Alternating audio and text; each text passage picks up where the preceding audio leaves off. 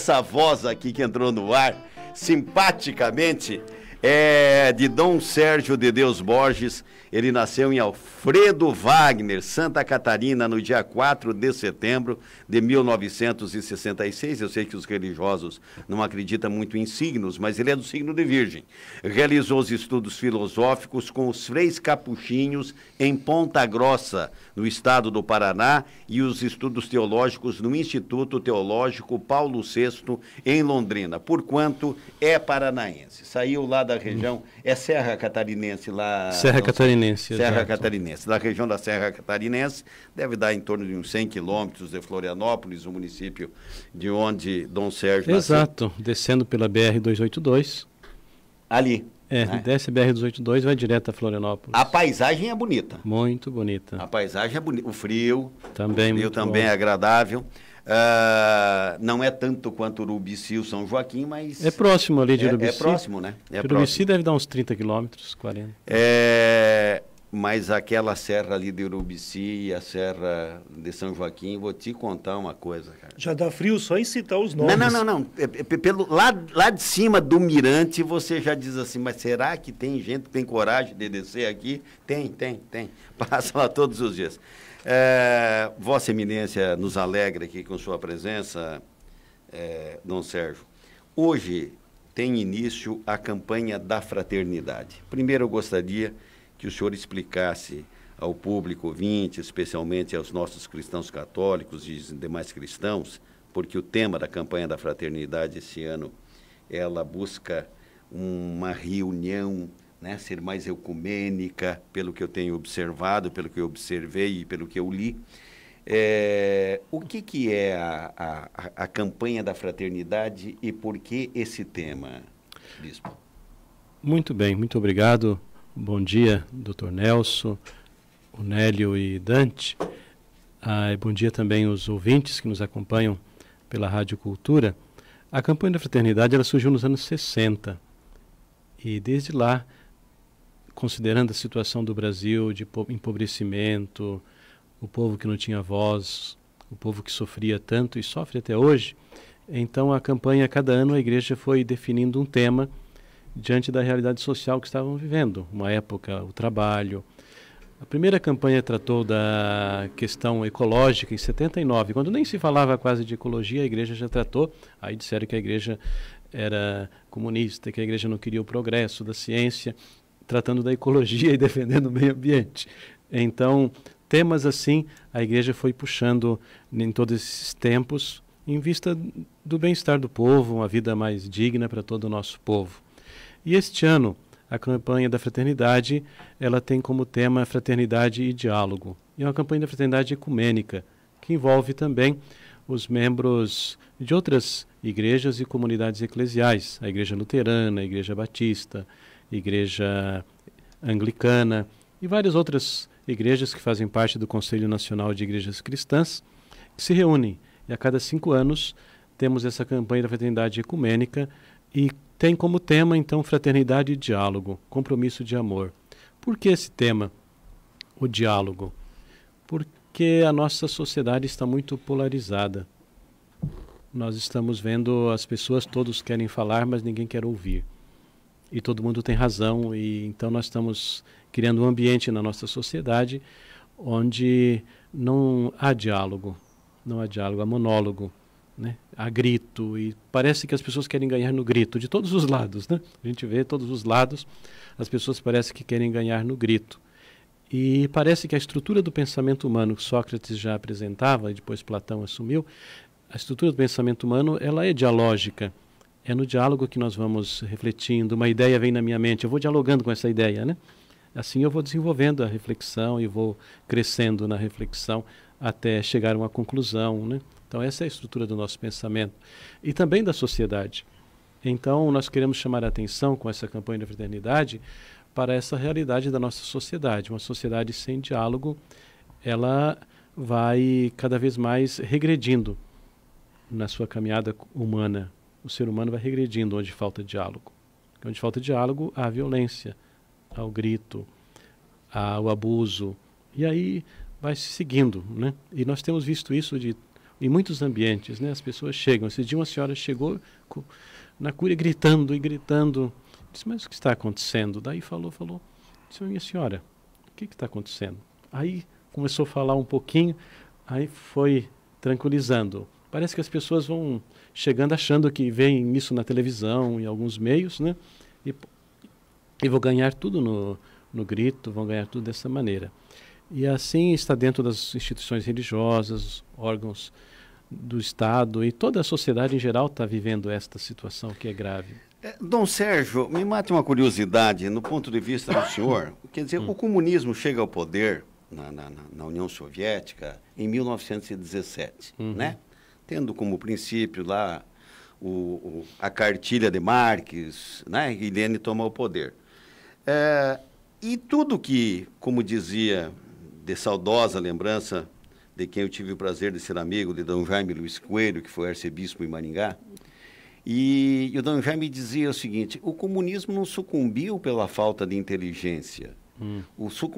Tinha gente inteligente lá, tinha homens preparados, tinha gente... Mas eles ousaram fazer uma sociedade sem Deus, né? E deixaram E o Papa João Paulo II, quando chega em Cuba, ele diz assim para o Fidel Castro, ele falou, não, pior do que a fome material do teu povo é a fome de Deus, o desejo deles praticar uma religião, mais ou menos isso João Paulo II diz. Por que a Igreja Católica, a todo momento, que foi talvez a mais perseguida por conta da implantação do comunismo, por que ela é tão taxada a todo momento de comunista? Porque alguns dos princípios marxistas de análise da realidade social, sobretudo na área da sociologia, são critérios que o pessoal diz que são critérios comunistas, mas são critérios de análise da realidade social. Eles partem disso, né? Agora já pegam lá de Engels também muitas coisas, né? E Marx. E grupos que têm muito interesse em criticar a igreja, não querem renunciar a seu status quo, aí, claro, tem que arrumar um inimigo e identificar a igreja com esta corrente, né, com o comunismo. Mas a igreja, ela nunca, assim, a igreja nunca se associou a essa visão comunista da sociedade. A igreja tem, a partir de Leão XIII, principalmente, o Papa Leão XIII, a igreja, ela propaga a doutrina social da igreja. E a doutrina social da igreja manda respeitar o outro, a doutrina social da igreja não matar, a doutrina social da igreja ensina que o trabalhador tenha a sua dignidade, deve receber o seu trabalho. Imagine nos anos 50, anos 60, aqui no Sul já acontecia, imagine no nosso Nordeste, quantas situações de pessoas que viviam quase escravas. Claro, estavam trabalhando e recebiam o seu salário, mas seu salário ficava todo lá no armazém do dono da... Então, isso é a doutrina social da igreja, né? Isso não é comunismo. Então houve essa associação, né? E com a teologia da libertação, a associação ainda foi maior, porque alguns critérios de análise marxista da sociedade foram, assim, aproveitados pela teologia. Só que eu gostaria de dizer, o que o senhor salientou é bastante importante, né, que me parece, assim, na realidade, na análise do comunismo, como foi implantado na Rússia, Cuba, também na China, Vietnã e outros países ali naquele período, além de ser uma visão de um Estado sem Deus, sem transcendência, e aqui está uma violência muito grande que aflige hoje, sobretudo a juventude, um mundo sem transcendência, um mundo sem Deus. É um mundo onde as pessoas percebem por que eu fico nesse mundo, qual a minha finalidade, tudo acaba aqui, então é uma violência contra a pessoa. Depois, eu acho assim também mais grave ainda, que é um mundo sem diálogo. Não há diálogo, é monólogo. É o Estado que define, é o Estado que pensa, um pensamento único. Então, a sociedade do pensamento único, isso empobrece demais. E quem pensa diferente deve ser excluído, né?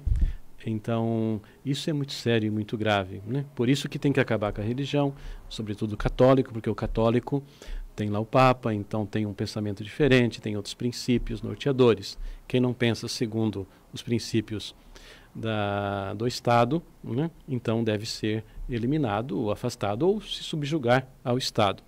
Então isso é muito sério. Então a igreja nunca comungou com esses princípios do comunismo, né? Jamais, mas tem a doutrina social da igreja, que infelizmente o pessoal conhece pouco. Se conhecesse mais os princípios da doutrina social da igreja, perceberiam que faz parte da essência do cristianismo a solidariedade, a busca de uma vida melhor, condições melhores de vida para o povo, né? E nisso eu tenho a alegria de dizer que nossa Igreja Católica, ela nos últimos 60 anos aqui no Brasil, ela tem trabalhado muito, né? Não só para dar esmola, né? Mas sobretudo para trabalhar as causas que causam a pobreza e tanto sofrimento para o nosso povo. 11h51, Nélio. Bispo, nos últimos 6 anos, para pegar assim, já que de 5 em 5 acontece essa campanha da fraternidade de uma forma ecumênica, com algumas outras denominações, mas nos últimos 6 anos, à exceção dessa que foi ecumênica em 2016, todas elas têm o tema fraternidade e aí alguma consequência em torno disso, né? Fraternidade, igreja e sociedade, fraternidade, biomas brasileiros e defesa da vida, fraternidade, superação da violência, fraternidade, políticas públicas, fraternidade, dom e compromisso e agora compromisso de amor. Somando nisso, e para pegar o tema desse ano, e para usar um texto lá de João 3,16, e quero me embasar nele, quando diz que Deus amou o mundo de tal maneira que deu o seu Filho, mostra sempre que a questão amor não é uma questão de sentimento, é uma questão de ação, é uma questão de atitude, né? Há uma coisa prática em torno disso. Como fazer? O que pode ser feito a mais nas campanhas como um todo, porque apesar da tentativa da fraternidade enquanto nome para as campanhas, a gente constata que cada vez tem menos disposição de ouvir. Há essa agressividade, essa polarização entre as pessoas. Como fazer para que campanhas não sejam apenas por 40 dias e daqui a pouco se tornem meio que rituais vazios? É uma situação assim, uma pergunta muito importante que o senhor nos faz e constata uma realidade, mas um exemplo aqui na Diocese de Foz, quando teve a campanha sobre a questão das drogas, surgiu a Casa de Recuperação ali em Medianeira, né? O Recanto do Iguaçu, Cataratas do Iguaçu, né? Uhum. Então surgiu lá esta casa que acolhe, né? E apoia e ajuda as pessoas que querem se recuperar do vício, né? Do vício das drogas. Então foi uma coisa bastante concreta. Dom Albano, arcebispo de Londrina, ele dizia assim que cada campanha deve surgir uma nova pastoral, uma nova ação, em vista assim desse trabalho. Também surgiu nisso a pastoral da sobriedade, compreende? Então, pastoral da sobriedade, que tem um trabalho muito intenso, né, com as pessoas que têm a dependência do álcool. Até agora, aqui a Comunidade Sagrada Família, a casa também de recuperação, casa terapêutica, que é da Diocese, aqui indo para o lado da Itaipu, eles vão começar um trabalho agora também, uma casa aqui no centro, uma casa para atender as pessoas que têm dependência do álcool. Então, fazer um trabalho, né, para atendimento. Então, tem surgido assim muitas coisas concretas, né? Alguma coisa tem ficado. A campanha deste ano sobre o diálogo, né? Eu acredito assim que é uma campanha assim bastante profética, considerando o contexto em que nós estamos vivendo no momento em nosso Brasil, né? Com fake news e tantas coisas por todos os lados. Eu assistia esta semana o Dilema das Redes, aquele filme que tem no Netflix, né? E interessante como as pessoas que ali estavam apresentando e falando, né? Mostrando como as pessoas estão sendo manipuladas, né? Para um pensamento único, para atender o que os algoritmos e as grandes corporações buscam. Então, se as pessoas permanecem sozinhas, elas serão sempre mais vítimas, né? Fáceis destes sistemas, né? E também de todos os outros tipos de violência. Então nós somos convidados, né, a redescobrir a beleza do diálogo, né, como caminho para uma vida mais feliz e também como um caminho para que em comunidade, juntos, possamos enfrentar esses grandes dilemas que a sociedade está impondo para nós no tempo atual, né? Tempo atual. E precisamos, talvez, para vencer essa situação e fazer com que a campanha da fraternidade não fique só nos 40 dias, como diz o Senhor, né? Mas continue para a vida, reforçar, sobretudo, os vínculos de comunidade. Vínculos de comunidade. Nós devemos formar comunidade, comunidade na família. E esse diálogo tem que começar ali dentro de casa, na família. Seria muito bom que os pais conseguissem, na hora do almoço, retirar o celular dos filhos, coloque lá num canto. No seminário, esses dias chegaram os novos seminaristas no nosso seminário lá em Medianeira. Aí conversando com os pais, conversando um pouco, daí eu disse, olha, aqui tem algumas regras. E uma delas, se o senhor não adianta ligar todo dia para os filhos, toda hora, que não vai conseguir, porque o celular deles fica retido e eles só podem usar o celular de 1 às 2 da tarde. Então, nesse horário, eles podem usar o celular à vontade. Um pai fez uma expressão tão forte assim, será que meu filho vai conseguir? Né? Será que meu filho vai conseguir? Mas a gente tem que ajudar as pessoas. Outro já deve ter dito, ainda que não volte padre, mas se largar o celular um pouco, já então, valeu a pena o seminário. Isso vai ajudando a disciplinar, né? A voltar, porque tá almoçando o pai, a mãe e os filhos ali, e cada um está num celular, está tocando, almoçando e vendo. Nós precisamos voltar a uma sã convivência, né? A redescobrir o convívio como um caminho para o diálogo, para uma vida melhor, uma vida que traz mais alegria e satisfação. Agora são 11h57, vou formulando aqui muitas perguntas, mas Dante, é você. Ok, então Sérgio, a gente está vivendo esse ano pandêmico, né, totalmente desconhecido do mundo, e a gente vê algumas coisas de religião que alguém fala, a gente vê algumas pessoas dizendo que isso tudo é um castigo, né? A gente se comportou mal durante essas décadas aí, vem como forma de castigo, Covid-19, e aí tem gente que já faz relação, olha só o que fizeram no Carnaval no passado, esse ano não vai ter por causa disso e tal. Qual é a visão da Igreja Católica para esses males aí, tipo a pandemia desse ano? Como que a Igreja vê uma situação dessas? Deus continua sendo aquele Deus meio vingativo lá do Antigo Testamento, não gostou, teve raiva e aí mandou castigo? Parece que ele já passou esse ponto. Já está mais calmo. Tá, o Senhor é o Senhor da misericórdia e às vezes a gente abusa da misericórdia dele também. É uma realidade. Né? A gente abusa da misericórdia, mas temos visto de tudo na internet, né? O pessoal falando e algumas pessoas também dizendo que poderia ser um castigo de Deus, mas não é essa a visão correta a se apresentar. Talvez seja um castigo da natureza, pode até ser, né? Sim. Pelo uso dos recursos e tanta manipulação, tantas coisas, até pode ser. Mas de Deus, certamente não é um castigo. Deus utiliza do amor e da misericórdia para trazer os seus filhos e filhas novamente ao convívio para a sua paz e para viver a graça e a bênção. Jesus deu a vida, né? Jesus deu a vida na cruz para nos salvar, né? Então é o gesto mais bonito de misericórdia. E esse é o convite que ele nos faz.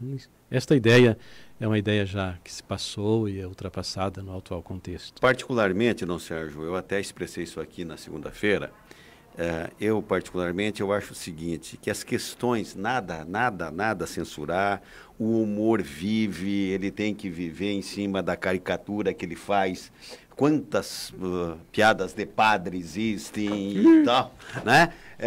Então, quer dizer, quem vive na comunicação querer tirar daquelas pessoas que sabem ser humoristas, né? O humor, o deboche, a caricatura.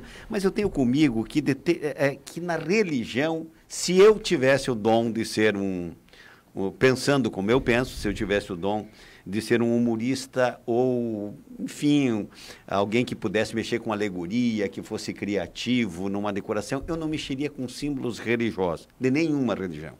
porque aquilo é transcendental. Qual é a visão do senhor em relação a isso? Já que o Dante tocou no carnaval, o senhor diz, não tem nada de castigo. Eu não acho de bom gosto essas coisas. Talvez não seja tão exagerado a ponto de cometer atos terroristas e tal, quando se mexe com alguém que simboliza uma determinada religião. Mas eu não vejo onde que está a graça, onde que está o artístico, muitas vezes, disso. O que lhe parece?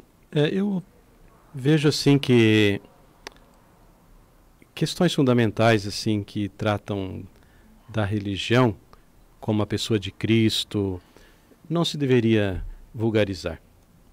Isso já é um sinal de uma sociedade decadente, uma sociedade empobrecida, que perdeu assim grande parte dos seus valores e vulgariza tudo até a divindade. Então isso não se deveria fazer. Mas a minha interrogação é maior ainda. Por que fazem só com os símbolos cristãos? Por que, se eles têm tanta coragem, tanta liberdade, tanta autonomia, não fazem com símbolos muçulmanos? Daí não pode. Por quê? Por que não fazem com símbolos judaicos? Por que só símbolos cristãos e, sobretudo, católicos? Brincar, fazer uma piada de um padre, tudo bem, né? Isso está na cabeça do povo e aí a gente vê. Então, por que não? Porque sabe que tem certas consequências, né? E aqui aí pode bater. Hoje é bonito bater na Igreja Católica e nos símbolos católicos. É bonito, a Igreja não vai responder naquela altura, então é bonito, então faz bem. É sinal de que é uma pessoa assim que está num processo diferente, mas é algo bastante grave, né? Agora são 12:02. Ainda tem que também contextualizar as coisas, né? A gente está acostumado a pegar trecho de alguma coisa, colocar na internet e aí virar uma polêmica enorme. Esse caso aí, que é o caso daquele samba enredo, né? Em 2020 foi o último, né? Do último carnaval, que mostra Cristo sendo arrastado pelo demônio. Seria isso. Mas tem uma contextualização, né? Aquela escola de samba trouxe o quanto a sociedade está sendo mal. E aí, por isso, estaria indo contra os ensinamentos de Deus. O mundo está sendo direcionado de forma errada pelos humanos, e foi isso que tentou colocar ali de forma teatral, até como a abertura da escola de samba, né? O abre alas ali com essa... Então, tudo tem um contexto também, e é uma arte e tal, né? Tem que contextualizar as coisas para não virar uma polêmica e um negócio muito fora muito maior do que realmente foi. O Dante, o Michelangelo talvez foi dos pintores, com certeza, dos pintores que mais se ocupou de pintar a Capela Sistina, né? E é tida, talvez, o maior quadro, né, que se pode imaginar do artístico da pintura. Os italianos, à época, você ter Michelangelo e Da Vinci vivendo na mesma praça, entendeu? Bota pintores nisso, né? No mesmo tempo, né? Pelé e Pelé jogando bola, se a gente fosse comparar com o mundo do futebol. Deu o que falar. Deu o que falar, ele tentando retratar de Gênesis, enfim, indo ao longo da história bíblica nas suas pinturas, deu o que falar. Então eu não vejo assim gente com tanto poder de criação, de fazer caricaturas nesse momento, disso, daquilo, como diz Dom Sérgio. E aí Cristo apanha em tudo quanto é lugar. E eu não sei por quê. Aí Cristo já não é mais homem, já entro para um campo da sexualidade de Cristo, já entro para isso, já entro para aquilo, daí já entro na cor de Cristo, daí já no cabelo. Eu também não gosto quando mexo nas coisas que eu gosto, como religião, por exemplo, mas eu prefiro que as pessoas possam continuar fazendo. Sim, entre morrer, que possam.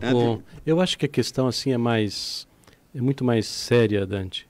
A sociedade, ela perdeu as referências. Ela perdeu o conceito fundamental de buscar a verdade.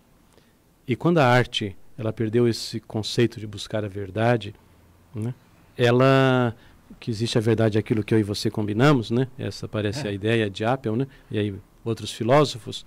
Então, quando se parte disso, né, pode perceber que a arte perdeu a beleza.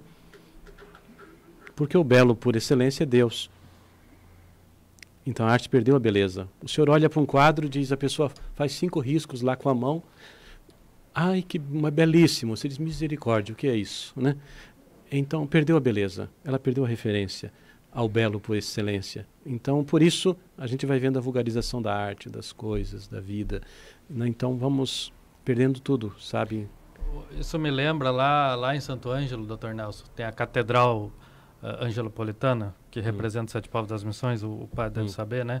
O bispo deve saber. Não fui lá ainda. Mas sabe que existe, né? E lá foi pintado, depois de muitos anos já a catedral, foi pintado no altar a representação dos índios, dos 7 povos, e foi feito os índios, crianças, nus, como andavam, né? Os meninos índios e meninas. Gerou uma polêmica na cidade, até que o artista teve que desenhar a tanga, né, nos índios por causa da polêmica. E nas missas é fechado o painel que fica no altar para a realização das missas, né? Então, um pouco de arte que confunde com religião e que causa polêmica, né? E, na Europa assim já, sempre, né? Na Europa já assimila mais tranquilo, porque os anjinhos estão lá tudo peladinho. Não é? E muitas igrejas, imagens. Não é. Então, às vezes está na cultura de cada lugar também, né? 12:06, olha, que papo, hein? Conosco aqui, Dom Sérgio de Deus Borges, que é o nosso bispo. O nosso bispo emérito, o Dom Laurindo Guizardi, que somos amigos, e eu tenho uma admiração muito grande por ele. A cada dia se agrava o estado de saúde de Dom Laurindo, infelizmente. Né? Eu oro por Dom Laurindo, gostaria que não fosse um sofrimento físico desnecessário. Ele vai para o hospital, ele volta para sua residência, onde tem talvez um pouco mais de conforto, né? Mas, enfim, o estado de saúde de Dom Laurindo não é bom, né, Dom Sérgio? É bastante grave. É bastante grave, né? Está fazendo já hemodiálise 3 vezes por semana, né? E assim mesmo ele está muito, muito fraco, né? A condição da neoplasia é uma coisa que avança. Esse câncer maligno, né? Que está tomando os órgãos internos e... 12:07, Nélio. Olha, me parece, e naquilo que estava se conversando agora há pouquinho, que o Dan também colocava, e aí posso dizer que isso é uma coisa disseminada na sociedade, essa tentativa da negação de Jesus, né? Se fala até em Deus com muita facilidade. Se Deus quiser, eu acerto isso, se Deus quiser, eu faço aquilo, mas sem o verdadeiro entendimento do que está sendo dito, com a devida responsabilidade em torno disso. E me parece que nós, vou pegar aqui pelo lado das entidades também cristãs, falo de colegas pastores, falo de colegas padres, falo de colegas de qualquer outra denominação. Por muito tempo também atuamos um pouco distante da sociedade, querendo fechar muita coisa, segurar muita coisa, e passa-se por um momento de transformação, onde denúncias aparecem e tem que ser encaradas naquilo que está errado, agir fortemente em cima, e ao mesmo tempo, por parte da sociedade, nesse processo que o senhor disse agora há pouco, de um conjunto de ações para negar a existência de Deus numa forma de convivência diária, de um relacionamento diário. Então se busca uma certa religiosidade, mas não muito relacionamento, porque o relacionamento compromete naquilo que está sendo proposto, inclusive com a questão aí agora de fraternidade, diálogo, compromisso e amor. Nesse sentido, me parece que a gente passa por uma transformação social e que a gente precisa rapidamente achar essa linguagem também para dentro desse nosso tempo, não?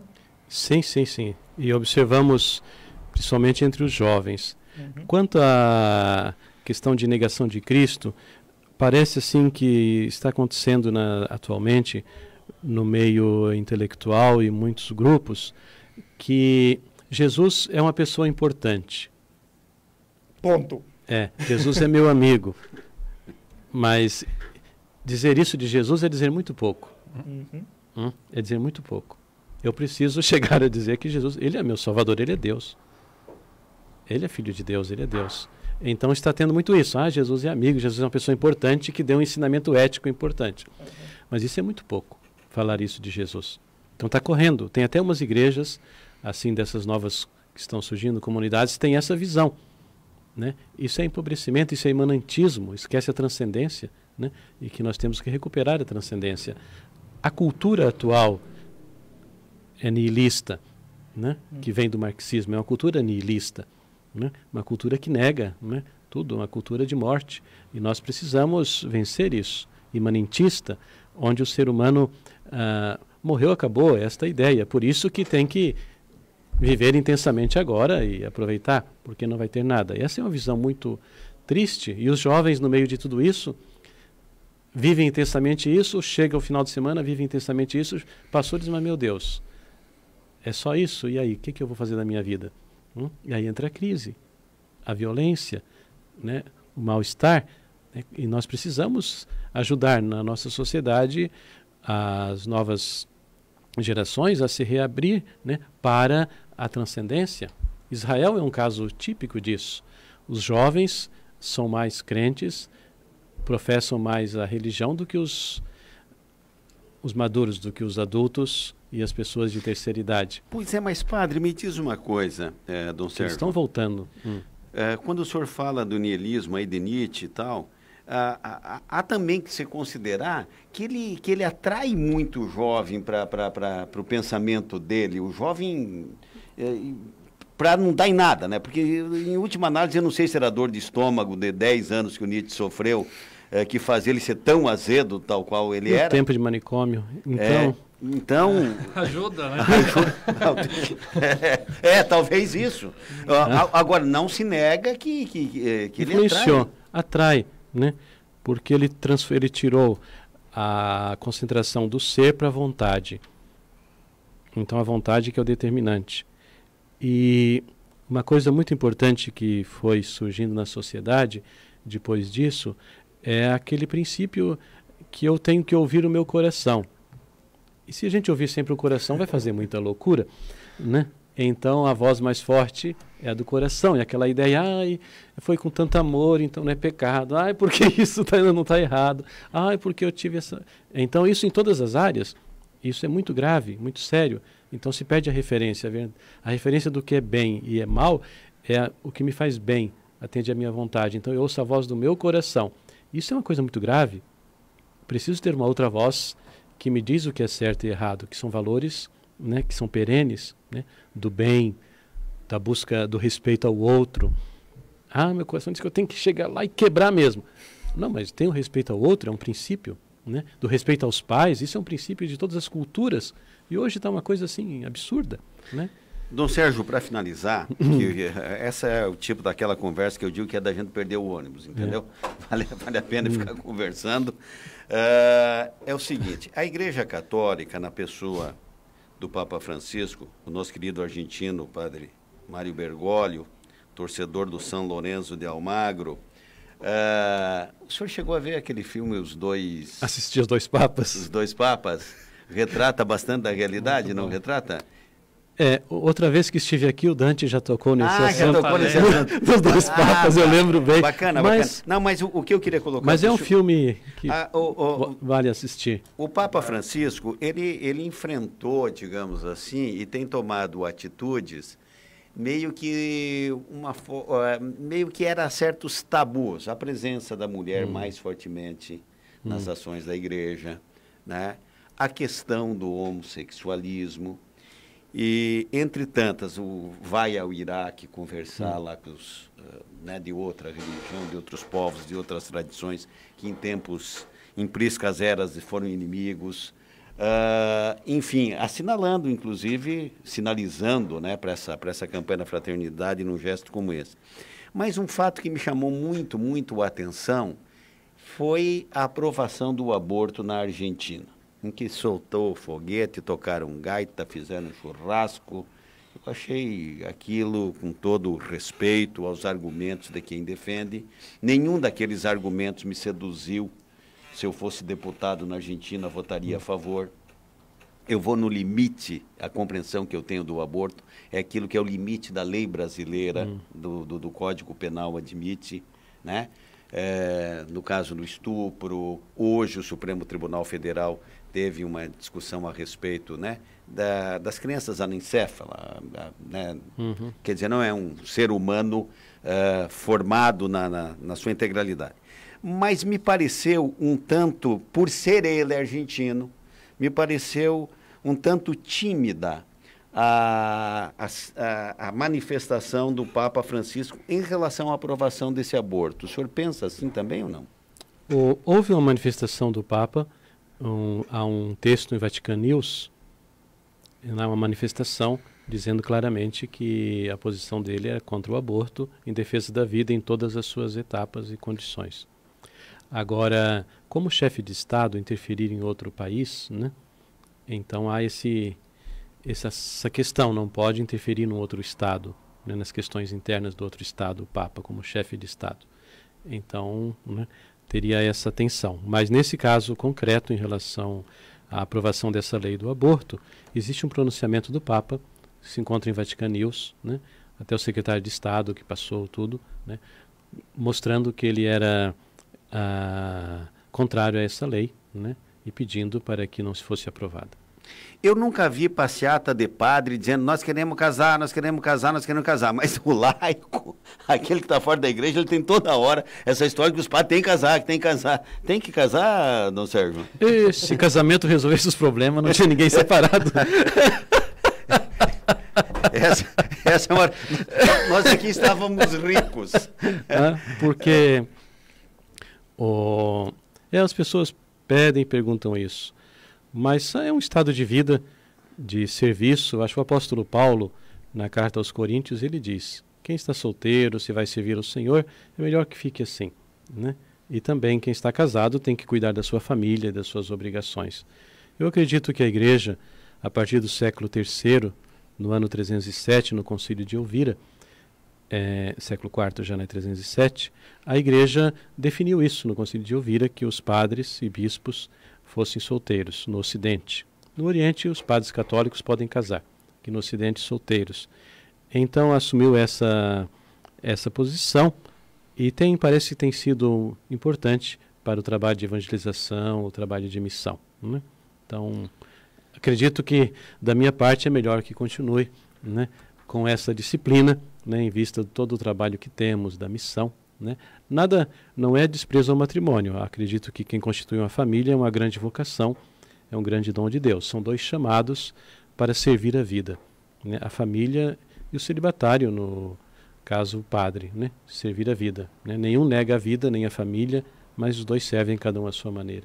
No futebol, o Caleb aqui, ele fez uma biografia, dá um livro aqui, a biografia do senhor, mas ele não colocou para que time que o senhor torce.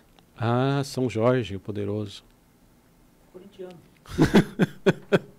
Não acredito. São Jorge, corintiano. Olha, se o Papa disser que um laico de Foz do Iguaçu vai ter o poder de um padre por 30 segundos, eu excomungo todos vocês. Entendeu?